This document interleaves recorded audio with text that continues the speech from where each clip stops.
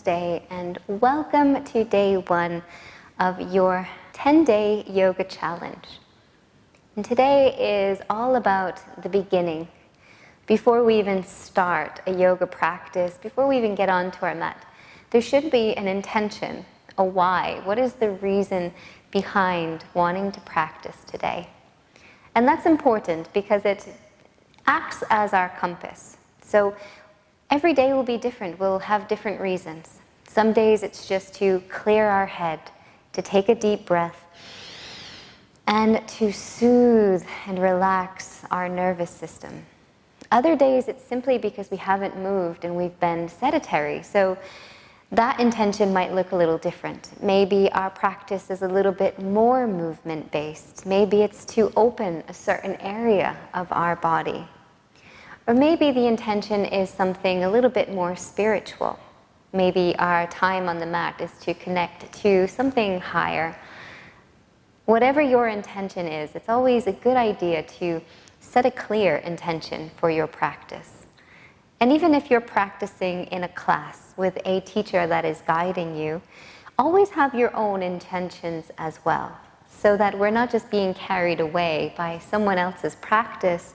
And even though we're joining in and listening to the guidance of that teacher, there's still this element of feeling more directed from a place within and serving our needs in our practice. So I invite you to take a moment, come into a seat on your mat.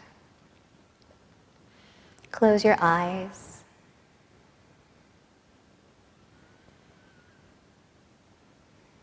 And just allowing the shoulders to soften and relax. Taking a deep breath and slowing the breath down.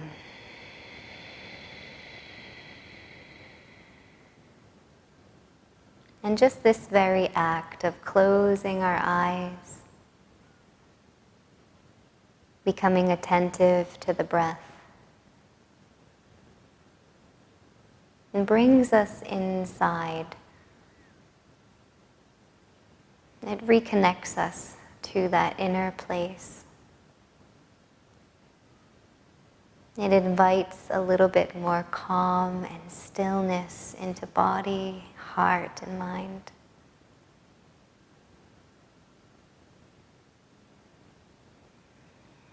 And as we start to connect to this inner space, just asking what it is that you need today.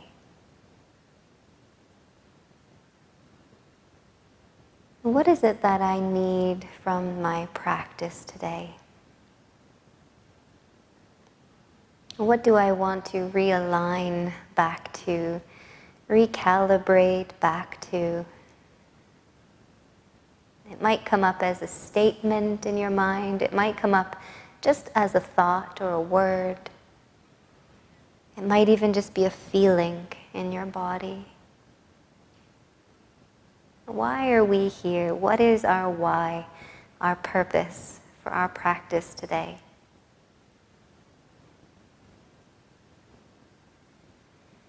And take one more breath here. And then allow every movement we make be something that helps to cultivate that, to move us more in that direction. And there'll be times where we get carried away again with my instructions. We might be going down a different path than what it is we need. So know that you can always guide your practice in that way.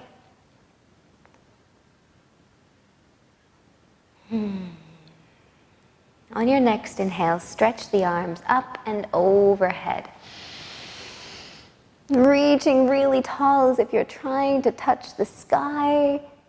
And exhale, fingertips to the floor. Let them land gently to the ground by your side. Inhale again, sweep them up. Palms turn to face upwards to the ceiling. And exhale, the hands back down by your sides. One more time, inhale. This time we're going to keep the arms up and overhead. Interlace the fingers. Flip the palms up to the ceiling as you exhale. Squeezing the biceps in towards the ears. And feel that the back of your neck is nice and long, nice and straight. And see if you can push the sky away even more, pushing the hands even further upwards, keeping the back of the neck long. And then we're going to bring the hands in front of the chest. And deep inhale here. And a big exhale, pushing that space forward, this time curling the chin towards the chest. Inhaling to lift the arms up again over our head. And then exhale, the hands come in front, round the back, chin towards chest. Inhaling up.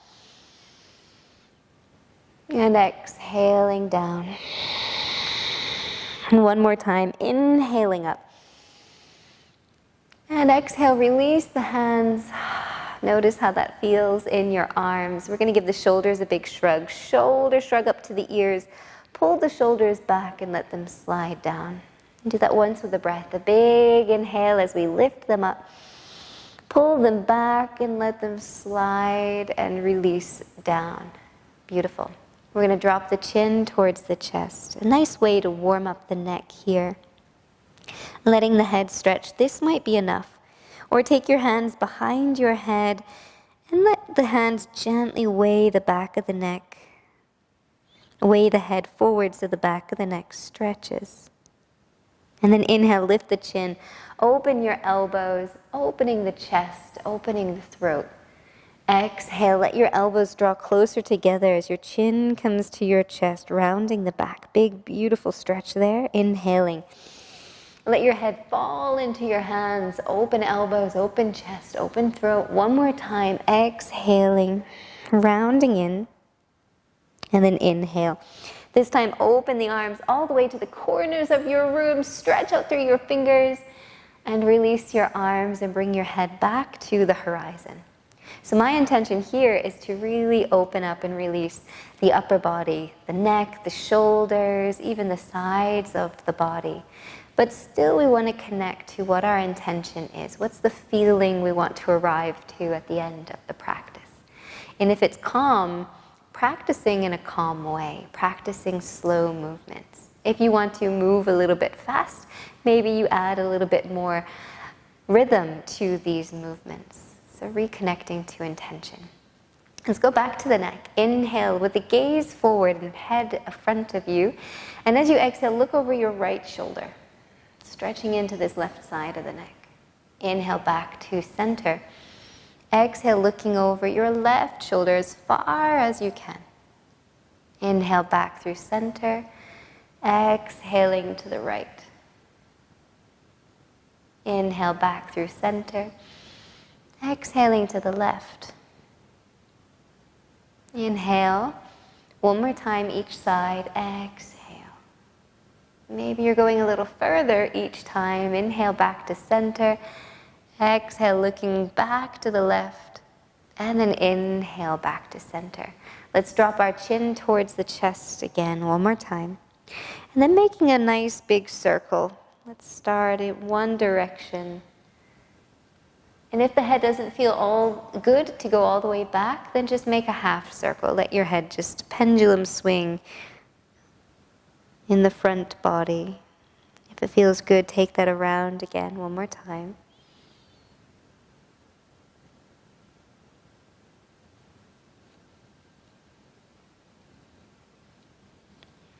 And then letting the chin come back to the chest. Inhale, lifting the gaze. And exhale, just settling the shoulders. Now let's get into the side body. Inhale, right arm up to the sky. Big breath in and exhale, taking our side bend, left side. Inhale. Now, if our intention is to add more movement, come up and straighten the spine and exhale, go back over. And you can continue like that. If your intention, though, is to find more stillness today, I invite you just to stay, to hold and to breathe, keep softening the shoulders. So really connecting to what your purpose here is on the mat. Is it to move? Is it to breathe?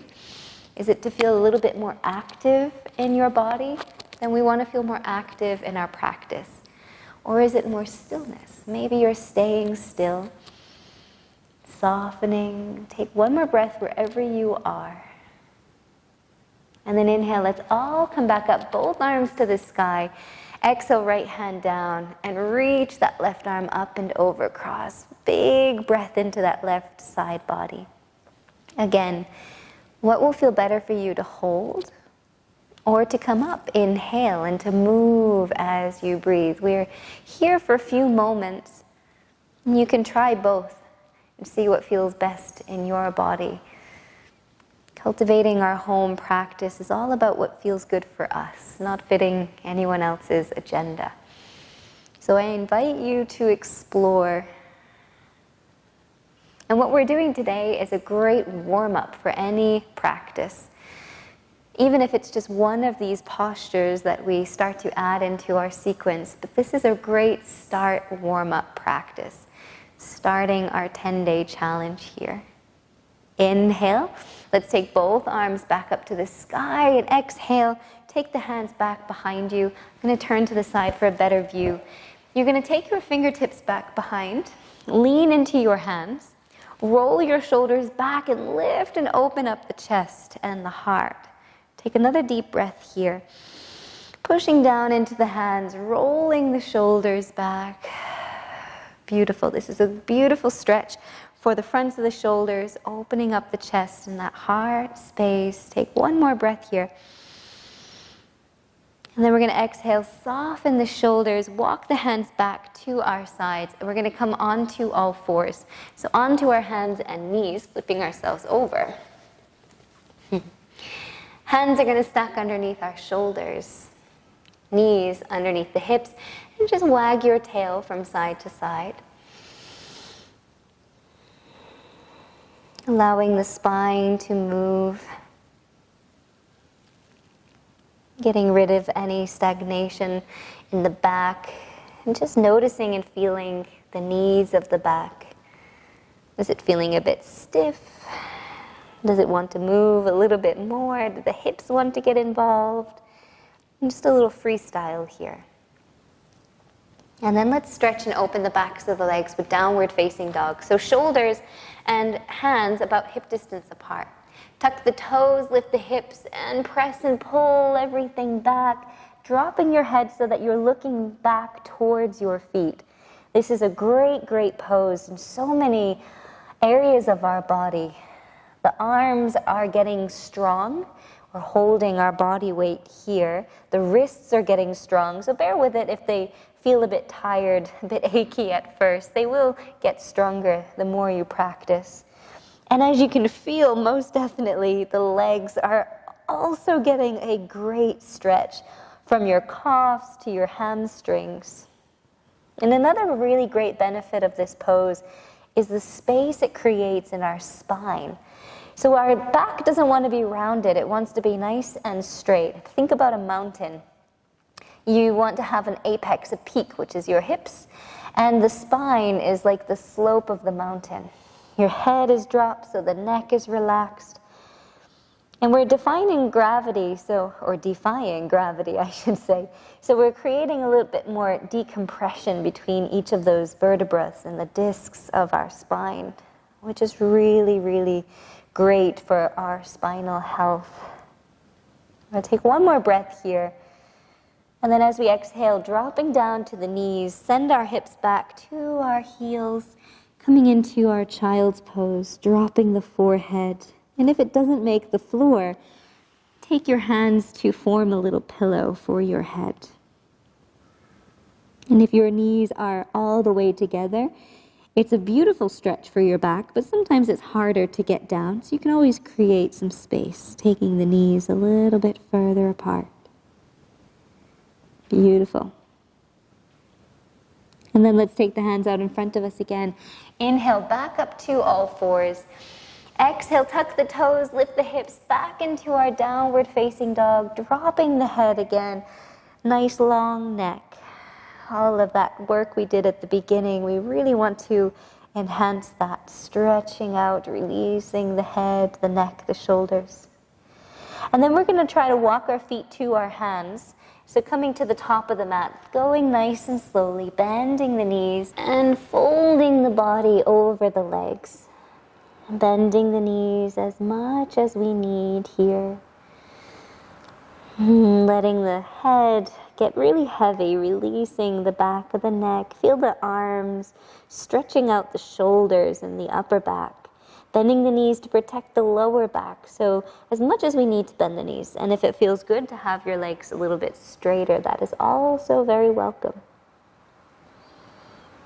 And then we're going to roll ourselves up. Before we do, bend your knees a lot. So you start to feel the weight sink back into your heels. The legs begin to engage. The more the legs are working, the less the back will have to. So keeping the knees bent, legs engaged, beginning to roll your body up, one vertebra at a time. Arms are heavy, chin stays into the chest as we slowly begin to unravel the body. Lifting the gaze, pulling the shoulders back and sliding them down. Beautiful. Now from here, let's take the hands behind the back, interlacing the fingers, pressing the knuckles down and opening up the shoulders. Take a deep breath in. And this is a great pose just to hold for a moment to counteract all that we do in most of our days of rounded forwardness, opening the back too much, letting the shoulders hunch forward. This is opening the chest, squeezing the shoulder blades together, really creating space where it is very much needed in most bodies. So we're going to take another breath here, inhaling, maybe even take the arms a little bit further away from the back body. And then we're going to come forward. So bending the knees and roll yourself down again. Bring your chest towards your thighs, letting your head drop. Back of the neck nice and long. See if you can squeeze the shoulder blades together once more. And then exhale.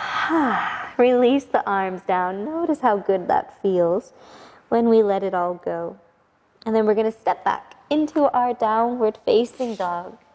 When we get there, melt your heart back towards your thighs, opening up the chest and shoulders, dropping the head and the neck. And we're going to drop to our knees. And we're going to bring the elbows and the forearms down to the floor. We're going to walk the hands forward.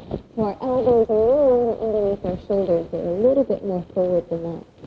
Taking the hands together as if you're coming into a prayer. Lift the fingertips to the sky, dropping the chest, maybe the forehead to the floor. And this is called the melting heart pose. Beautiful stretch for the shoulders and the chest. Feeling that stretch for the backs of the arms, the triceps. Feel your heart is melting to the ground.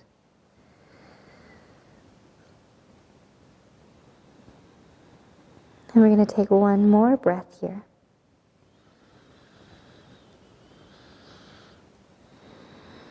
And then we're going to release the arms, drop the hands to the ground, slowly roll the body to come back up. And let's come back to our seat. Coming to your backside, coming to your seat. Closing the eyes just as we started our practice, let the shoulders relax. And just notice the difference that you're feeling here in the upper body, in the shoulders, in the neck. Whether it's the same or if you're feeling any different. And just notice the space that has been cultivated from this short but sweet practice today. Do we feel more spacious inwardly and even exteriorly in our bodies? Is the way you're feeling now matching the intention we set for the beginning of the class? And if the answer is no, then let that be very interesting. What else would we have needed in our practice? It's very important to sometimes not fulfill that intention, to understand what it is we need, what kind of practice would really serve us. And if it was a yes, then feeling that bliss and joy that the end of the practice brings. And I just want to end with an affirmation. So an affirmation is something we tell ourselves, something in a positive light, a positive statement of ourselves. So if you go back to your intention at the beginning of the practice, something that you wanted to cultivate, you wanted to feel, and then if you make a positive statement that you are already that. So if it was that you wanted to cultivate a place of patience and calm, perhaps your statement would be, I am calm and patient. I am feeling calm and patient. So creating that statement for yourself, matching your intention, and just taking that 3 times in your own mind's eye as you take a deep breath in and a big breath out, mentally repeating your affirmation.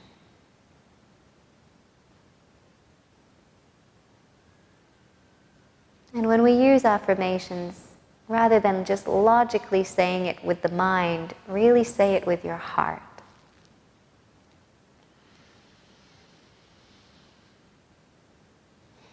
Thank you so much for your practice, for joining us on day 1 and learning a little bit of postures that we can include at the beginning of our practice or in its own entirety, just as we've done today. So I look forward to seeing you tomorrow on your mat for day 2. Namaste.